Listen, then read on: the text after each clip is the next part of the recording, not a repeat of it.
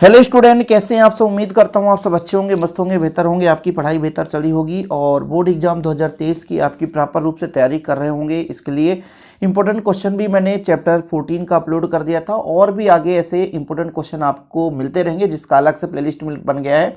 अभी ये चैप्टर बाकी था बच्चों, चैप्टर 14 अध्याय जो 14 है अर्धचालक इलेक्ट्रॉनिक युक्तियां, और ये जनवरी में मैं कंप्लीट कर दूंगा, बिल्कुल आप चिंता ना करें।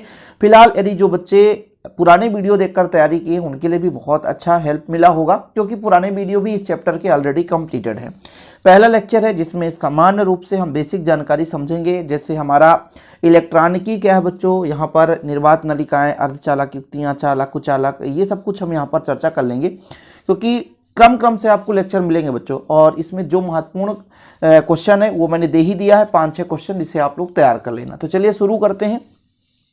मैं पूरा सिलेबस कराऊंगा, जैसे आपको अध्याय 14 पढ़ाना शुरू कर रहा हूं तो इसमें सभी टॉपिक को मैं कवर करूंगा, ताकि अदर स्टेट के बच्चे, मैं तो एमपी बोर्ड से हूं लेकिन अदर स्टेट के बच्चे जो देख रहे हैं जिनमें 2023 में सिलेबस नहीं हटा है उनको तो पढ़ना पड़ेगा, इसलिए बच्चों पूरा तैयारी करें।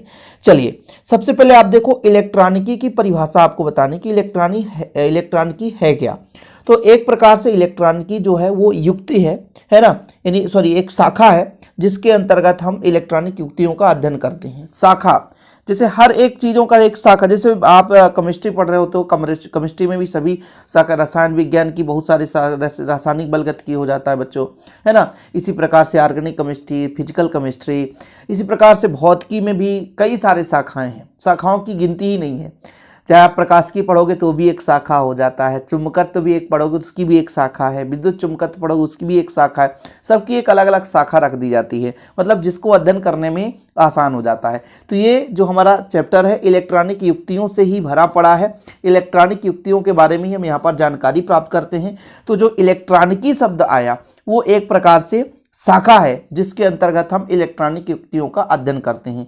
इलेक्ट्रॉनिक युक्तियों मतलब जैसे आपका हो जाएगा ट्रांजिस्टर, हो जाएगा डायोड, हो जाएगा, है ना, अर्धतरंग धिष्टकारी, पीएन संधि डायोड, ये सब कुछ यहाँ पर आप सोलर डायोड, सब कुछ आप इस चैप्टर के अंतर्गत पढ़ाई करते हैं। तो इलेक्ट्रॉनिक युक्तियों का अध्ययन करने के लिए एक शाखा बना दिया गया, इलेक्ट्रॉनिकी, जिसे नाम दे दिया गया। तो भौतिकी की एक शाखा जिसके अंतर्गत हम इलेक्ट्रॉनिक युक्तियों का अध्ययन करते हैं, इलेक्ट्रॉनिकी कहलाता है। कुल मिलाकर के इलेक्ट्रॉनिकी एक क्या है, भौतिकी की एक शाखा है। इलेक्ट्रॉनिक जो युक्तियां होते हैं बच्चों दो प्रकार की होती हैं, एक निर्वात नलिका से बनाया जाता है और एक अर्धचालक युक्तियों से बनाया जाता है। ये जो पूरा चैप्टर है वो अर्धचालक युक्तियों से ही, इलेक्ट्रॉनिक युक्तियों के बारे में पूरा कंप्लीट।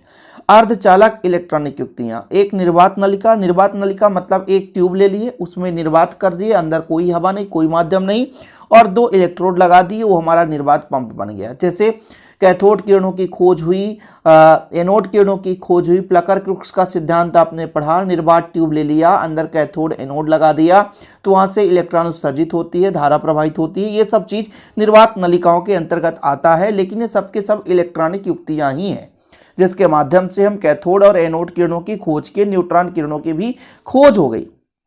तो भाई इलेक्ट्रॉनिक युक्तियां जो हैं वो 2 प्रकार से बनाई जाती हैं, एक निर्वात नलिका के माध्यम से। निर्वात नलिका में क्या होता है, धातु या कांच का एक हम निर्वात आवरण ले लेते हैं, है ना, और उस निर्वात आवरण में अपन क्या लगा देते हैं, इलेक्ट्रोड लगा देते हैं। हो सकते हैं 2 इलेक्ट्रोड लगा हो, है ना, जिसमें एक कैथोड एक एनोड। ट्रायोड में क्या होता है, 3 इलेक्ट्रोड होता है। ऐसे मान लीजिए टेट्रोड की बात करें तो 4 इलेक्ट्रोड होता है। पेंटोड की बात करें उसमें 5 इलेक्ट्रोड होता है। तो ये निर्वात नलिका का मतलब ये है कि एक मान लीजिए आपके पास ट्यूब है, चाहे वो धातु का हो चाहे वो कांच का हो, उसके अंदर हम इलेक्ट्रोड बस जमा दें तो हमारा निर्वात नलिका कहला जाता है। लेकिन वहीं पे बात कर लेते हैं, अर्धचालक युक्तियों की बात कर लेते हैं कि अर्धचालक युक्तियों का कैसे निर्माण होता है। तो जब बच्चों जैसे मान लीजिए कुछ पदार्थ ऐसे होते हैं जिसमें से धारा प्रवाहित नहीं होता है, समझने की कोशिश करेंगे, आगे चलकर पूरा आपको समझाऊंगा। जब मैं n प्रकार का अर्धचालक और p प्रकार का अर्धचालक समझाऊंगा उसमें आपको बेहतर रूप से समझ में आएगा कि वास्तविक रूप से ये है क्या। अभी फिलहाल आप इतना समझो कि भाई साहब अर्धचालक युक्तियां क्या हैं। तो अर्धचालक से बनी ही युक्ति अर्धचालक युक्ति कहलाती है, जैसे डायोड, ट्रांजिस्टर है।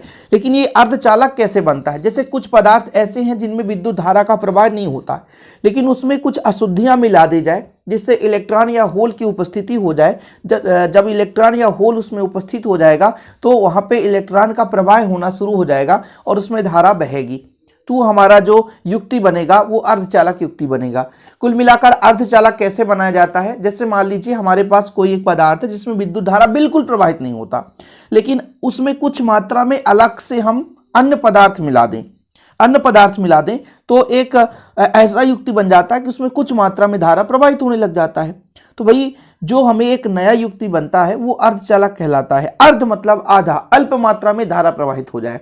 तो ये दो प्रकार से अर्धचालक होते हैं मुख्य रूप से। यदि आप इस चैप्टर की बात करें, इस चैप्टर में इलेक्ट्रॉन और होल के आधार पर दो भागों में बांटा गया है। ये कैसे कैसे बनता है अभी थोड़ा सा शार्ट तरीके से हम आपको समझा दें कि जैसे बच्चों आपका मान लीजिए यहाँ पे 14वें समूह का तत्व है ना, ठीक, समूह की बात कर रहे हैं हम, ठीक है, 14वें समूह की तत्व, ये 14वां समूह है। इसमें बच्चों जब हम 13वें समूह को मिलाते हैं 14वें समूह के तत्व में, तो पी प्रकार का अर्धचालक बनता है। और इसमें यदि हम 15वें समूह के तत्व को मिलाते हैं तो एन प्रकार का अर्धचालक बनता है। इसके पीछे का रीजन क्या है, जैसे जो 14वां समूह होता है उसकी बैलेंसी 4 होती है, 4 बंध बनाने की क्षमता रखता है। ये 14 है बच्चों, ये 13 है और ये आपका 15 है। तो देखो जब यहां से बच्चों 3 इलेक्ट्रॉन इसके साथ मिलेंगे और इसके पास 4 है, 4 बंध बनाने की क्षमता रखेगा। कितना बंध बनाने की? 4। लेकिन ये 3 के साथ संयोग हो जाएगा, लेकिन एक नहीं हो पाएगा संयोग, क्योंकि ये 3 ही इलेक्ट्रॉन देगा, इसलिए यहाँ पे होल बन जाएगा। लेकिन वहीं पे जब ये आकर संयोग करेगा, इसके पास 5 एक्स्ट्रा इलेक्ट्रॉन होते हैं। थोड़ा समझने की कोशिश करो, जो 15वां समूह होता है इसके बाह्यतम कोश में 5 इलेक्ट्रॉन होते हैं और ये कितने से बंध बनाना चाहता है? 4 से। 4 से बंध बनाएगा, बाकी 1 इलेक्ट्रॉन एक्स्ट्रा हो जाएगा बच्चों, इसलिए यहाँ पर ये एन प्रकार, इसमें इलेक्ट्रॉन की अधिकता हो जाती है। फिर से समझने की कोशिश करो, ये 14वें समूह का जो भी एलिमेंट होगा आगे हम बात करेंगे, बिल्कुल चिंता ना करें। इसमें जब हम 13वें समूह के तत्वों को मिलाते हैं तो इसके बाह्यतम कोश में 4 इलेक्ट्रॉन है। कितने इलेक्ट्रॉन है? 4 इलेक्ट्रॉन। तो 4 बंध बनाने की कोशिश करेगा, लेकिन जो 13वें समूह का एलिमेंट है उसके पास 3 ही है, तो आकर के 3 बंध बना लिया, 3 बंध, बाकी एक जगह तो खाली रह गया, इसलिए होल बनाता है। पी प्रकार का अर्धचालक इसे बोलते हैं। लेकिन वहीं पे जब 15वां समूह आता है तो ये जो हमारे पास 14वें समूह के तत्व के पास 4 इलेक्ट्रॉन है, 4 बंध बना लिया, लेकिन 15वां समूह बोला भाई कि हमारे पास 5 है, तो 1 एक्स्ट्रा बच रहा है, तो उसे हम बोल देंगे कि ये इलेक्ट्रॉन बचा रहा है, इलेक्ट्रॉन बच गया है, एक इलेक्ट्रॉन बच गया। एन प्रकार का अर्धचालक, मतलब पी प्रकार के अर्धचालक में होल होता है और एन प्रकार के अर्धचालक में इलेक्ट्रॉन की अधिकता होती है। ध्यान में रखें, थोड़ा सा समझ ले, ठीक है। तो भाई अर्धचालक कैसे बनता है? हमारे पास 2 पदार्थ है, उनको आपस में मिला दें। पहले तो वो विद्युत धारा का प्रवाह नहीं कर रहे थे, विद्युत का चालन नहीं हो रहा था, लेकिन उसमें कुछ अशुद्धियां मिला दी गई जिसके कारण उसमें विद्युत धारा का चालन होने लगा, जो अर्धचालक बन गया। और अर्धचालक से बनी हुई युक्ति है ना, वो भाई साहब जो अर्धचालक से बनती है युक्ति उसे अर्धचालक युक्तियां कहते हैं। ठीक है, कोई दिक्कत तो नहीं कि जो भी उपकरण अर्धचालक से बनाए जाएं उसे हम अर्धचालक इलेक्ट्रॉनिक युक्तियां कहते हैं। अब जो अर्धचालक इलेक्ट्रॉनिक युक्तियां होती हैं बच्चों, इनकी ढेर सारी विशेषताएं, क्योंकि ये निर्वात ट्यूब, निर्वात नलिका का जो विशेषता उतना हम नहीं कह सकते, क्योंकि हर जगह हम निर्वात कैसे पैदा कर पाएंगे भाई। निर्वात बताना या बनाना इतना आसान भी नहीं है, ठीक है, उसके लिए बहुत विशेष सुविधा की आवश्यकता होती है। लेकिन जो हमारा अर्धचालक है बढ़िया है ना, कहीं भी रख दें कोई दिक्कत नहीं, आसानी से इसमें धारा प्रवाहित होगा। इसके कुछ विशेषताएं हैं। पहला नंबर, ये बहुत कम दिष्ट बोल्टता पर कार्य करते हैं। पहला नंबर यहाँ पे ही है आपका कि आकार में बहुत छोटे होते हैं। अर्धचालक युक्तियां जो होती हैं आकार में बहुत छोटे होते हैं, छोटे आकार होते हैं, कहीं भी इसको लगाया जा सकता है आसानी से। लेकिन वहाँ पे हम निर्वात नलिकाओं की बात करें तो भाई वो बड़ा होगा, है ना। तो ये जो हमारे पास अर्धचालक युक्तियां हैं इनका आकार बहुत ही छोटा है और ये टिकाऊ तथा सस्ते भी हैं, सस्ते में उपलब्ध होते हैं। ये बहुत कम दिष्ट बोल्टता पर कार्य करते हैं, है ना। इनमें बहुत ही कम शक्ति व्यय होती है, मतलब इनके अंदर की बात करें तो इसके अंदर जो शक्ति है बहुत कम मात्रा में व्यय होती है। इनकी दक्षता भी अधिक होती है। ये बहुत अधिक सुरक्षित हैं, धक्के लगने पर, गिर जाने पर टूटते नहीं हैं, इन पर कोई विशेष प्रभाव नहीं पड़ता। इनमें कोई इलेक्ट्रॉन उत्सर्जन तंतु नहीं होता, अतः इन्हें गर्म करने की आवश्यकता नहीं होती है। बल्कि बच्चों जैसे निर्वात नलिका होता है उसमें कैथोड एनोड दूर दूर लगा रहता है, तो उसमें हमें गर्म करने के लिए एनर्जी चाहिए होता है, उसको हम एनर्जी देते हैं। लेकिन वहीं पे हम बात करें कि जो हमारा अर्धचालक युक्ति है तो बिल्कुल नहीं। तो भाई आकार में छोटे होते हैं, टिकाऊ सस्ते होते हैं, है ना, बहुत ज़्यादा इनमें ऊर्जा का लॉस नहीं होता है, बहुत अधिक सुरक्षित होते हैं, गिर जाने से टूटते फूटते नहीं हैं। ठीक है, इनको ऊर्जा देने के लिए अलग से हमें गर्म करने की आवश्यकता नहीं होती है, कम वोल्टता पर ही कार्य करते हैं, बिल्कुल सिंपल है। तो एक दो बार जैसे विशेषता वगैरह ना, एक बार दो बार आप अच्छे तरीके से बस पढ़ लो कि भाई है क्या। अर्धचालक जो युक्तियां हैं आकार में छोटी हैं, सस्ते भी हैं, टिकाऊ भी हैं, कम वोल्टता पर कार्य भी करते हैं, सुरक्षित हैं, है ना, मतलब गिरने पर टूटते नहीं इतना आसानी से। ठीक, और इनको हम अलग से ऊर्जा देने के लिए इनको गर्म करने की आवश्यकता नहीं होती। तो ये चीज़ आपका परफेक्ट होना चाहिए।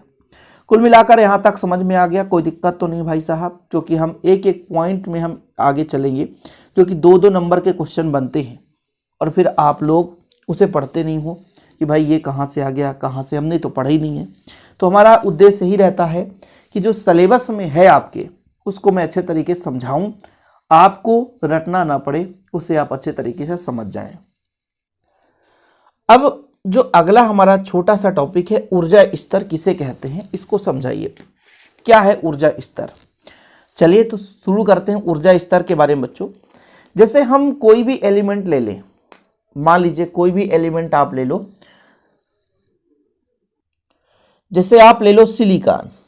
सिलिकॉन का परमाणु क्रमांक 14, इलेक्ट्रॉनिक विन्यास 1s2 2s2 2p6 2 2 4 6 10, 3s2 3p2, देखो जरा 2 2 4 4 6 10 10 2 12 12 12 2 कितना होता है? 14 होता है।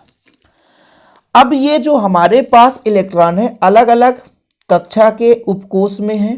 जैसे आपका ये पहला कक्षा है, यहाँ से यहाँ तक दूसरा कक्षा है, यहाँ से यहाँ तक ये तीसरा कक्षा है। पहले कक्षे में 2 इलेक्ट्रॉन, दूसरे में 8 और फिर 4 इलेक्ट्रॉन है। और इनका उपकोष है sp, है ना, d तक तो पहुंचा नहीं है। और s भैया, इसमें भी एक ऑर्बिटल है, इसमें भी ऑर्बिटल है, इस p में भी ऑर्बिटल है, p में भी ऑर्बिटल है, कोई दिक्कत नहीं। तो अभी फिलहाल यहाँ पर यदि हम देखें कि ये जो हमारा इलेक्ट्रॉन है कितने कक्षाओं में है, तो 3 कक्षा में है। एक फर्स्ट यहाँ पर 1s में, फिर 2 में भी है और 3 में भी है। अब इनको हम एक आरेख के रूप में प्रदर्शित करते हैं। इनकी सबकी अलग अलग ऊर्जा होगी। जैसे 1s का ऊर्जा अलग है, फिर बढ़ते हुए क्रम में इलेक्ट्रॉन भरे जाते हैं, फिर इसके बाद 2s का ऊर्जा और अधिक होगा, फिर 2p का ऊर्जा और अधिक होगा, फिर 3s का ऊर्जा और अधिक होगा और 3p का ऊर्जा और अधिक होगा। तो इनको हम रेखाओं के रूप में प्रदर्शित करते हैं ताकि इनको हम समझ सकें कि इनका एनर्जी लेवल अलग अलग है। तो जब हम इसको रेखाओं के रूप में प्रदर्शित करते हैं, तो जैसे ये मान लीजिए 1s2 हो गया, ठीक है। इसके बाद बच्चों पहला कक्षा है, दूसरे में हम देखें तो 2s2 2p6, फिर जब हम तीसरे में हमने देखा तो 3s2 और फिर 3p जो आपका आया वो 6 आया, ठीक है।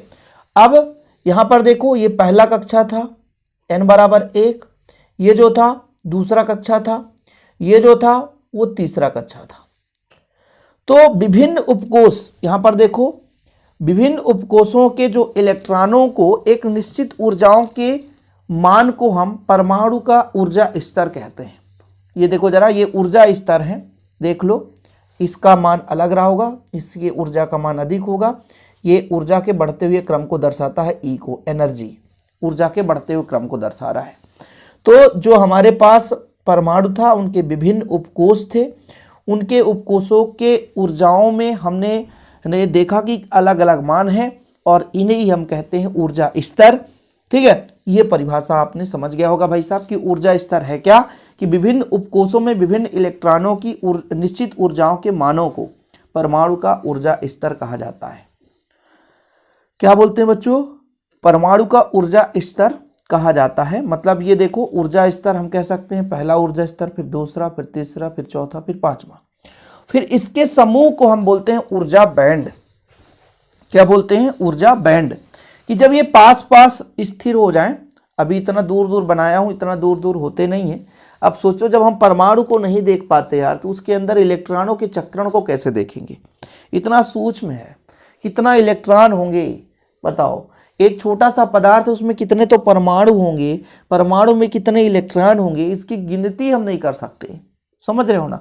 तो भाई साहब उन इलेक्ट्रॉनों का जो क्रम है कि भाई सब अलग अलग एनर्जी लेवल पर है और वो तरंग के रूप में कंपन करते हैं, ये सब चीज माना गया है कि इलेक्ट्रॉन ऐसे कक्षा में तो हैं लेकिन तरंग के रूप में ये सब व्याप्त हैं, अपने अपने लाइफ में बिजी हैं। तो इन्हीं ऊर्जा स्तरों के क्रम को या समूह को हम एक प्रकार से नाम दे देते हैं ऊर्जा बैंड। ऊर्जा बैंड दे देते हैं बच्चों, और ऊर्जा बैंड को भी दो भागों में बांटते हैं। देखो जरा, अत्यंत पास पास स्थित अनेक ऊर्जा स्तरों के समूह को ऊर्जा बैंड कहते हैं। बिल्कुल भूल चूक गलती नहीं, आप लोगों को परिभाषा लिखना भी है। 2 अंक में 1 अंक में क्वेश्चन पूछा जाएगा, तो फिर आप कंफ्यूज मत होना कि सर हमने तो पढ़ा ही नहीं है। फिलहाल इतना समझ में आ गया होगा। अब बात कर लेते हैं बच्चों, यहाँ पर हम संयोजकता बैंड, ऊर्जा बैंड को 2 भागों में बांटा गया है। एक आपका संयोजकता बैंड और एक आपका चालन बैंड। संयोजकता बैंड हला बैंड है क्या? ऊर्जा स्तरों का समूह, ऊर्जा स्तरों का समूह जो स्थिर हैं, जिनमें इलेक्ट्रॉन पूर्ण है, उन्हें इलेक्ट्रॉन के साथ बंध बनाने की जरूरत नहीं है, वो कहलाता संयोजकता बैंड। लेकिन जो रिक्त हैं, ऐसे ऑर्बिटल्स जिनमें रिक्त इलेक्ट्रॉन है, मतलब वहां पे ऑर्बिटल में इलेक्ट्रॉन अनुपस्थित है या आंशिक रूप से भरे हैं, तो उन्हें कहीं ना कहीं बाहर से इलेक्ट्रॉन प्राप्त करने की क्षमता है उनके पास, या आवश्यकता होती है। तो उन इलेक्ट्रॉनों को चालन करने के लिए महत्व या स्थान देना होता है, और उनके ऊर्जा क्रम को हम बोलते हैं चालन बैंड।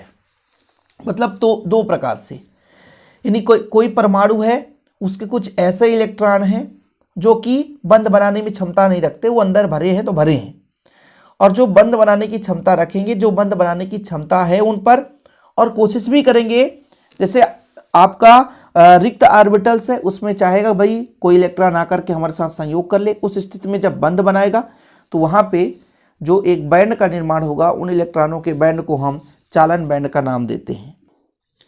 तो इनकी परिभाषाएं आपको लिखना है तो लिख सकते हैं कि संयोजकता बैंड संयोजी इलेक्ट्रॉनों की ऊर्जाओं का एक बैंड होता है, इलेक्ट्रॉनों का ही समूह आपका संयोजकता बैंड। और चालन बैंड जो वास्तविक रूप से कोशिश यही करेगा कि हम बंध बनाने की क्षमता रखते हैं और हम बंध बनाएंगे। जिससे मान लीजिए 2p में यहाँ पर हमने कहा कि भाई साहब ये जो 2p है ये कोशिश करेगा इलेक्ट्रॉन लेने की, इलेक्ट्रॉन देने की। तो इस स्थिति में क्या हो सकता है, इस स्थिति में इसको हम जो इनके इलेक्ट्रॉनों का क्रम होगा, जो समूह होगा, उन्हें हम चालन बैंड के नाम दे देंगे। बाकी जो भरे हैं भाई, जिनको किसी की आवश्यकता नहीं है, तो वो संयोजकता बैंड के अंतर्गत आते हैं।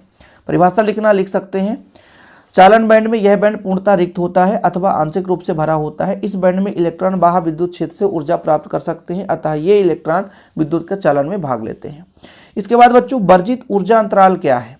संयोजकता बैंड और चालन बैंड के बीच अंतराल को वर्जित ऊर्जा अंतराल कहते हैं, क्योंकि आप सबको पता है कि इलेक्ट्रॉन में निश्चित ऊर्जा होती है और बढ़ते हुए क्रम में इलेक्ट्रॉन होते हैं, मतलब बढ़ते ऊर्जा क्रम में इलेक्ट्रॉन भरे जाते हैं। तो जो चालन बैंड है उनकी ऊर्जा कुछ अलग होगी और जो संयोजकता बैंड है उनकी ऊर्जा कुछ अलग होगी। इन दोनों के बीच जो ऊर्जा का अंतराल होगा उसे बोलेंगे वर्जित ऊर्जा अंतराल, यानी चालन बैंड और संयोजकता बैंड। नीचे संयोजकता बैंड होंगे, चालन बैंड ऊपर होंगे, क्योंकि ऊर्जा का क्रम बढ़ता जाता है, ठीक है। और बाह्यतम कोश के इलेक्ट्रॉन रासायनिक अपक्रिया में भाग लेते हैं जो रिक्त होंगे। तो चालन का काम कर रहे इलेक्ट्रॉन चल रहे हैं जो एक दूसरे से बंध बनाने की क्षमता रखेंगे। तो भाई साहब इन दोनों में कहीं ना कहीं एक तो डिफरेंस होगा ऊर्जा का, उसे बोलते हैं वर्जित ऊर्जा अंतराल। आज के लिए इतना ही बच्चों। अब हम छोटे छोटे लेक्चर के माध्यम से पूरा कंप्लीट कराएंगे, आगे भी आपको वीडियो मिलता रहेगा। बस आप लोग नए आए हैं तो चैनल को सब्सक्राइब कर लें, साथ में जुड़ जाएं और बेहतर रूप से तैयारी करें। जय हिंद, वंदे मातरम।